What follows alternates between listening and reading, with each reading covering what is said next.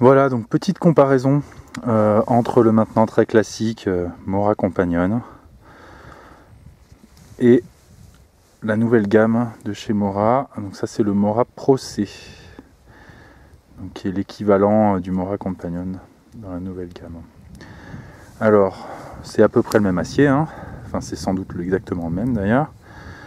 Au niveau de l'épaisseur de lame c'est la même chose. On remarque une vraie différence de longueur de lame, et en largeur c'est pareil. Il y a une différence. Le nouveau Mora est un peu plus large. Ce qui change le plus c'est la poignée, c'est le manche. Donc pour le Pro C, comme vous voyez, le manche est un peu plus court et surtout il a deux ergots. Donc un ergot à l'avant beaucoup plus prononcé que sur le Mora Companion, ce qui permet d'éviter vraiment totalement de glisser sur la lame. Et un ergot à l'arrière qui, je vois pas bien à quoi il sert, puisque vu le poids ridicule du couteau, on va évidemment pas couper à la volée. Donc je comprends pas bien le principe, l'intérêt de cet ergot ici. En termes d'épaisseur, c'est quand même très similaire. On va dire que le Companion est un petit peu plus ventru, hein, au milieu du manche, comme vous pouvez le voir. Au niveau de l'épaisseur, c'est à peu près la même chose, mais il y a un petit peu plus de ventre ici. Au niveau de la prise en main, c'est excellent. Moi j'ai des mains de taille moyenne, hein. Et comme vous voyez, il reste quand même de la place. Donc pour cette position là, je dirais qu'avec cette petite garde un peu plus sur l'avant, c'est même plus sécure, même si le grip est un petit poil moins bon, parce que cette partie rouge là est en plastique dur, et alors que là on a un plastique un petit peu plus tendre, donc qui a tendance à avoir un peu un meilleur grip.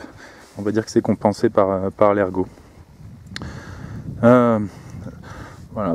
Pour les différentes positions, j'ai trouvé que la position inversée restait quand même plus confortable sur le Mora Companion grâce à ce biseau là sur les côtés, alors que là finalement c'est quand même un peu plus brut, et donc quand on l'attrape là, il y a potentiellement des points de friction. Là c'est un petit peu aigu, et donc c'est un peu moins confortable. Et si on prend le couteau trop bas, là il y a l'ergot du fond qui gêne, et à force, quand on l'utilise régulièrement, ça risque de faire mal à la main.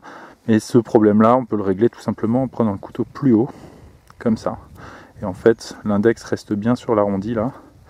Donc un petit peu moins bon ici, et attention là, donc ça permet ça empêche de prendre le couteau un peu n'importe comment. On est obligé de vraiment avancer sur la lame pour la position inversée. Pour les coupes où on utilise le pouce, les deux couteaux, comme la lame est un peu fine, ça fait un peu mal aux doigts. Je trouve que la largeur de la lame permet un peu un meilleur contrôle, et donc sur ce genre de coupe, je pense que celui-là va être gagnant.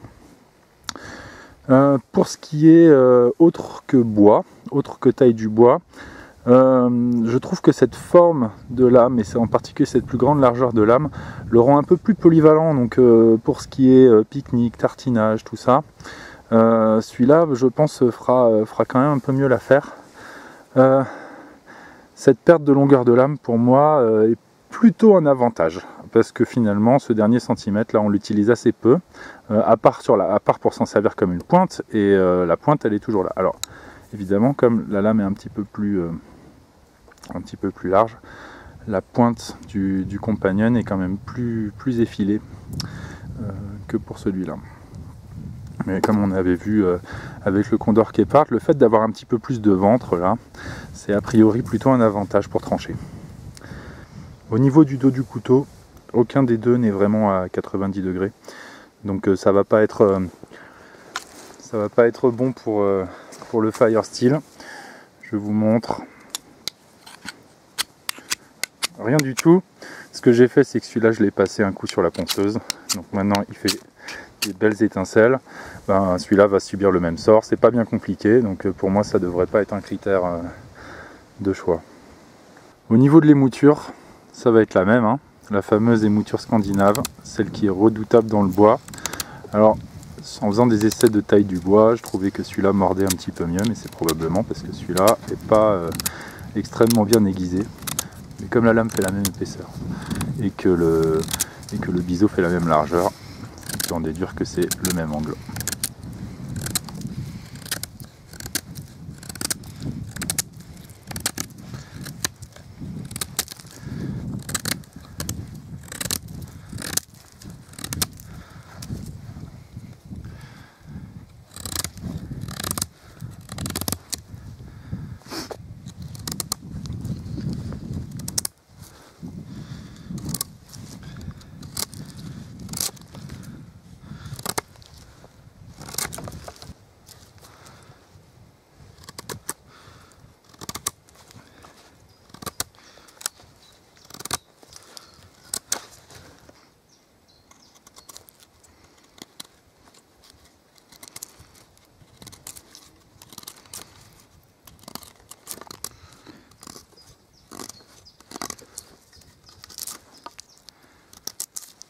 Alors oui, juste ce trou là, je l'ai percé moi-même, hein, donc ça c'est potentiellement faisable ici.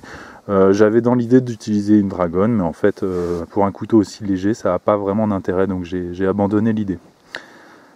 Pour ce qui est de l'étui, j'ai lu quelque part qu'il était censé avoir une meilleure rétention, mais alors franchement, c'est pas du tout vrai, c'est même plutôt moins bon que sur le compagnon que j'avais. Donc il y a effectivement un clip, mais le couteau il rentre, il sort, il tombe facilement quoi, hein.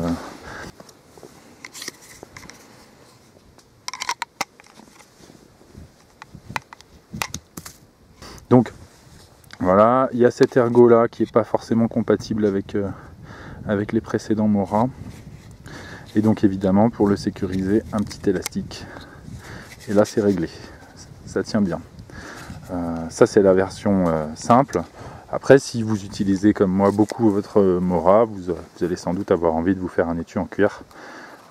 J'ai fait un tutoriel sur ce sujet, soit dit en passant, si ça vous intéresse.